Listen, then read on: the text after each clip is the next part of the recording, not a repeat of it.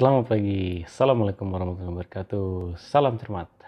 Ini sesi Q&A, question and answer, atau sesi tanya jawab. Bukan terakhir, nomor 3 dari rangkaian prinsip dasar operasi migas. Nanti berikutnya kalau ada lagi bisa aja, tenang aja. Ada 2 pertanyaan nih dari Pak Zurhadi. Terima kasih Pak Zurhadi.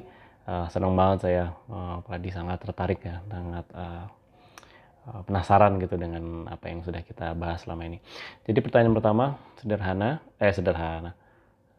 kok sederhana? Maksudnya tentang chemicals, ya. Jadi Pak Hadi nanya, itu ada bahan kimia sesuatu yang diinjek ke pipa dalam sumur. Nah, kita bahas dua bahan kimia utama yang diinjek, yang paling sering dipakai di migas ini. Satu itu corrosion inhibitor,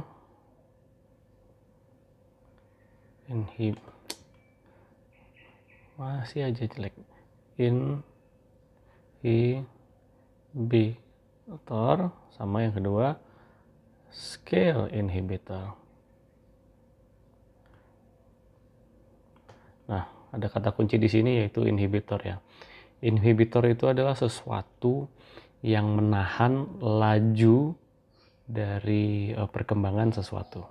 Nah, jadi inhibitor ini menahan laju apa? Ya laju korosi sama laju pembentukan scale.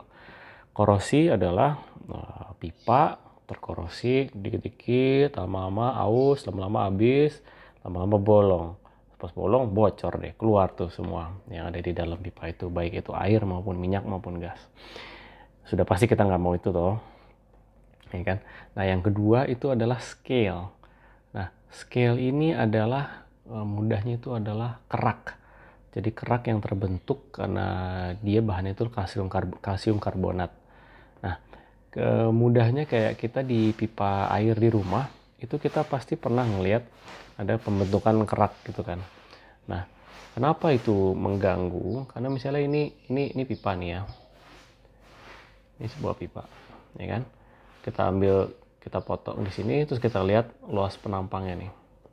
Nah, awalnya dia mungkin diameternya sekian. Katakan diameternya 2 inci. Ya. Di saat dia diameternya full 2 inci, jumlah volume yang bisa mengalir di pipa itu katakan sehari bisa 1000 barel.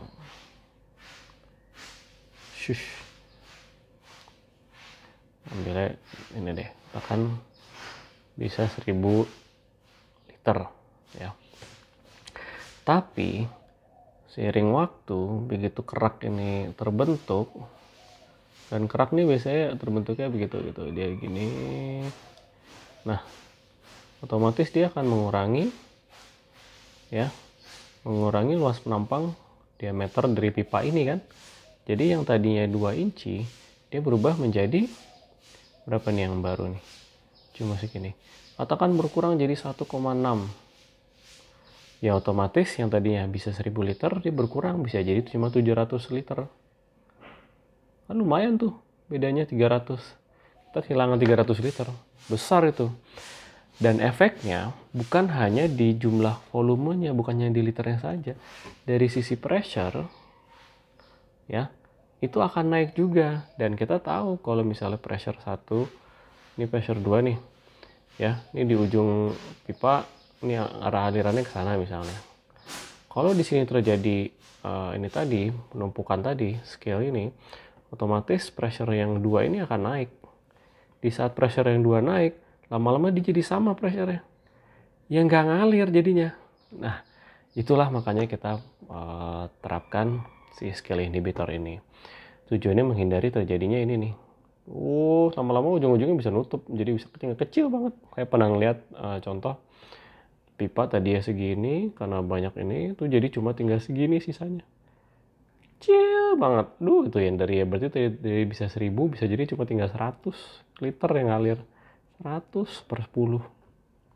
dan udah otomatis udah nggak bisa ngalir sama sekali karena pressure udah tinggi sekali di situ. Oke, jadi itu kurang lebih Pak. Chemicals yang diinjek ada 2, corrosion inhibitor menghambat korosi supaya pipanya nggak bolong bocor-bocor di mana-mana.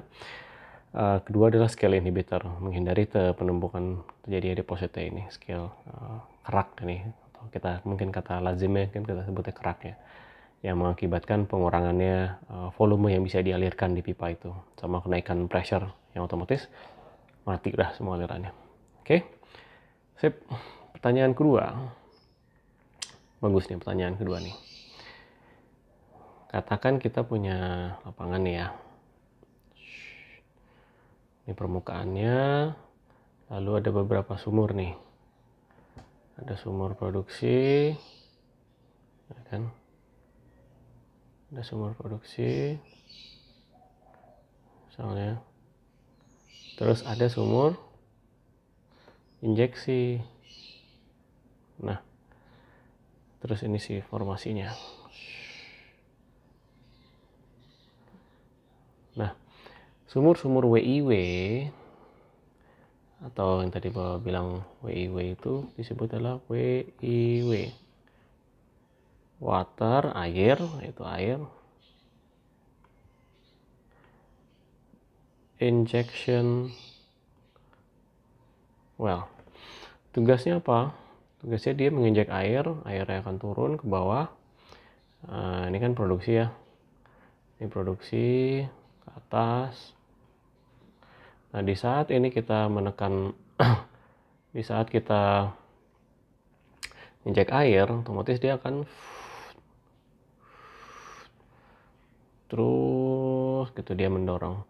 Nah, diharapkan jadi minyak yang ada di sini ya, itu akan terdorong ke sini, ya. Bukan hanya mendorong minyak tapi menciptakan tekanan, menciptakan pressure di bawah supaya pressure di bawah itu cukup tinggi untuk bisa mendorong ini semua ke atas.